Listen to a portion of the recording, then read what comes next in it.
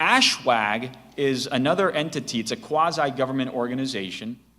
And on the membership of this organization on the board, there is the State Department of Education, the State Department of Health, but then there's also these non-government agencies, and 3 of them I highlighted because they are actually curriculum developers. And if you want your curriculum to be AB 329 compliant, you have to use ASHWAG's rubric to determine if you're in compliance or not. There are 5 curriculums that are approved for middle school and 6 for high school. So now you've heard about the definition and what they mean by all of this, but when you read the law, you might not see it as harmful.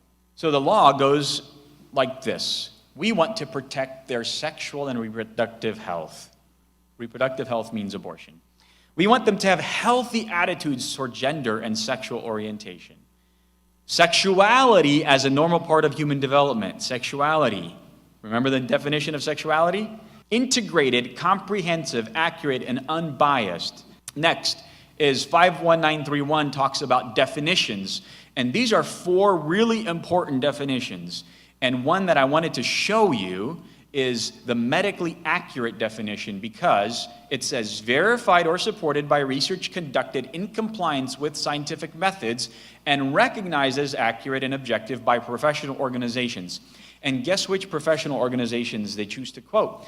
The Center for Disease Control and Prevention, the American Public Health Association. When you go to any one of these 4 mentioned, guess what? They have been overrun as well by this ideology. They have their own standards. CDC in 2016 published their own guidelines on comprehensive sexuality education.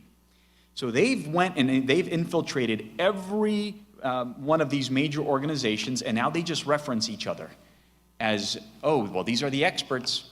51932, this is a critical one, Section B, because they will quote this chapter and verse saying that this chapter does not apply to instruction materials, presentations, or programming that discuss gender, gender identity, gender expression, sexual orientation, discrimination, harassment, bullying, blah, blah, blah.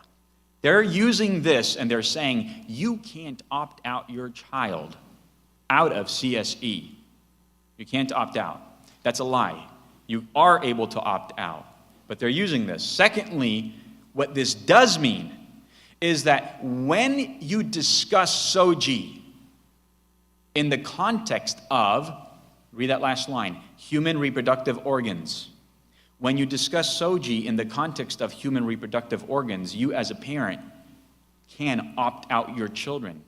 When SOGI comes up in other subjects like English, math, science, PE, you cannot opt out because it's not discussed in the context of human reproductive organs. Where are human reproductive organs discussed? In health class. So you have to watch out because a lot of times they use CSE curriculum and they present it in science. It's the science teachers who might be teaching it. Sometimes it's the PE teachers who might be teaching it, and it's not in the health class.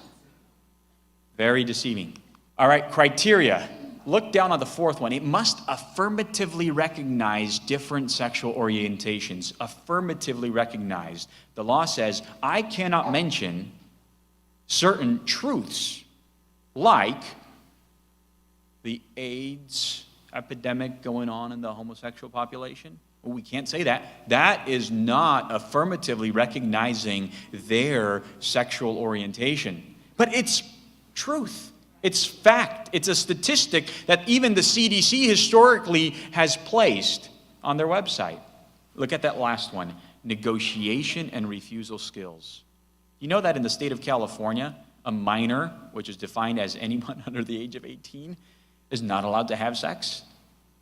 Why are we teaching them how to consent and refuse? They shouldn't be having it, period. This is very devious.